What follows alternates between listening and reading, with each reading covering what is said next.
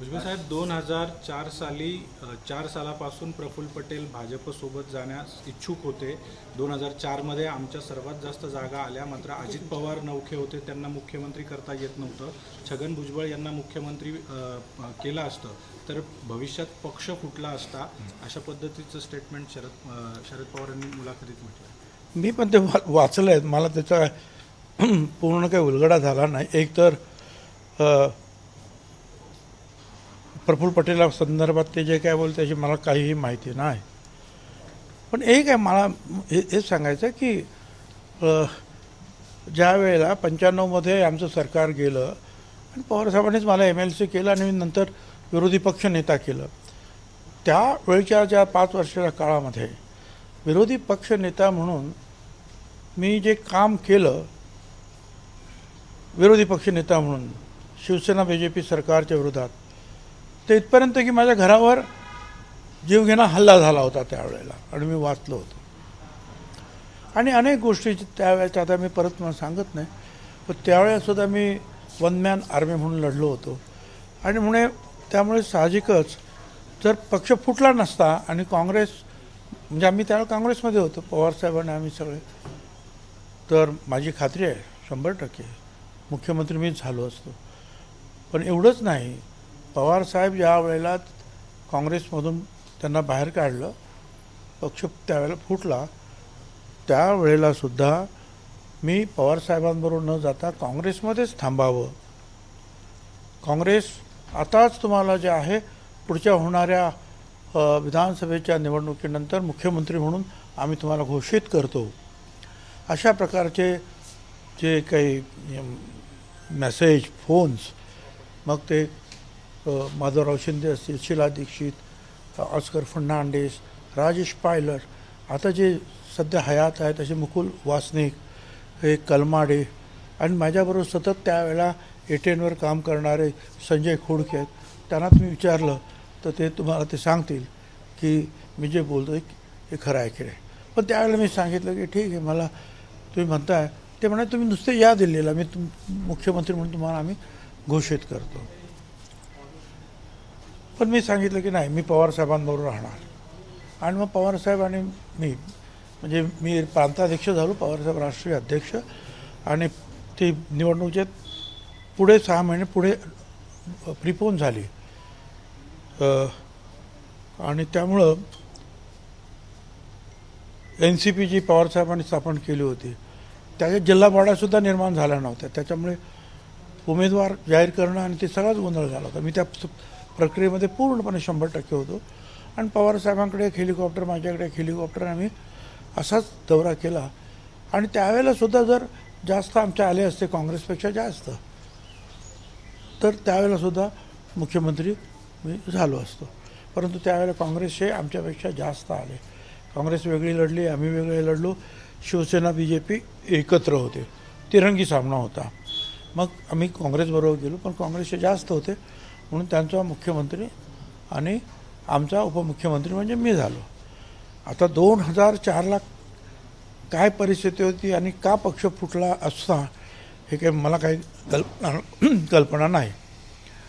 कारण त्यावेळेलासुद्धा हे साहेब म्हणतात ते बरोबर आहे, अजितदादा तरी सुरुवातीपासून होतं, तर बाकीची सगळी मंडळी ही तर ज्या वेळेला मी पवारसाहेबांबरोबर ताबडतोब आलो, म्हणजे कदाचित मी पहिलाच आलो, त्याच्यानंतर अनेक पश्चिम महाराष्ट्रातले इतर जे काही नेते मंडळीनंतर पुढे ती विचार करत होते, आपापल्या मतदारसंघामध्ये मतदान घेत होते, काँग्रेसमध्ये राहायचं की शरद पवार साहेबांबरोबर जायचं.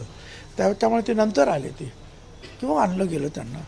पण ठीक आहे, काय तर त्यांचं ते मत आहे, मला काही कल्पना नाही का पक्ष फुटला असता. त्याच्यानंतर सुद्धा त्यांनी मला उपमुख्यमंत्री पद दिलं एक 2 वेळा, पण काही पक्ष वगैरे काही फुटला नाही तसा. आणि तो फुटायचा झाला तो त्यावेळेला, आता तो अजित पवारांच्या नेतृत्वाखाली नंतर पक्ष फुटला, ही परिस्थिती आहे.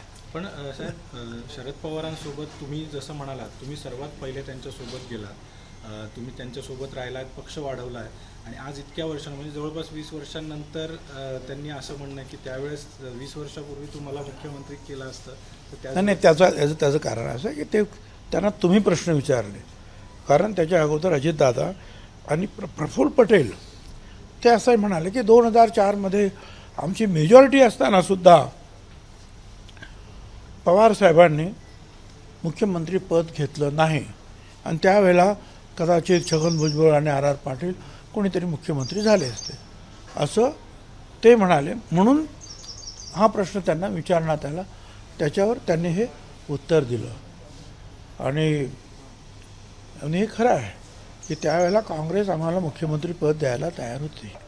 मी दिल्लीला गेलो त्यावेळेला हे काँग्रेसचे ते दिवंगत नेते मुस्लिम समाजाचे हां नाही रे गुजरातचे अहमद पटेल साहेब आणि त्या दुसऱ्या होत्या आपल्या कर्नाटकातल्या मार्गारेट अल्वा, हे या दोघे बाहेर आल्यानंतर मी त्यांना म्हणालो, बाबा आता आमचे आलेले आहेत जास्त आमदार, तर तुम्ही का अडून बसलेला? तर त्या दोघांनी सांगितलं बंगल्याच्या बाहेर साहेबांच्या, अरे बाबा हम तो देने के लिए तैयार हो, जाओ पवार साहब को पूछो, ले लो ना, हम कहाँ ना बोल रहे हैं, वही नाम नहीं ले रहे, हम लोग क्या करें. माझ्या समोर हे दोघं जण बोललेले आहेत. परंतु त्यावेळेला मग ते पवार साहेब म्हणतात त्याप्रमाणे काही अडचणी असतील, मला काही कल्पना नाही.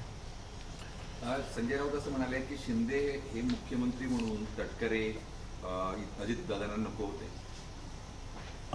संजय राऊतांनी आज असे आरोप केले की शिंदे हे मुख्यमंत्री म्हणून अजितदादा तटकरे वळसेंना नको होते. मला नाही माहिती. 2019 साली ना जेव्हा त्यांनी भाजपाशी पहिली चर्चा केली तेव्हा भाजपा नेत्यांना मुख्यमंत्री नको होते एकनाथ शिंदे.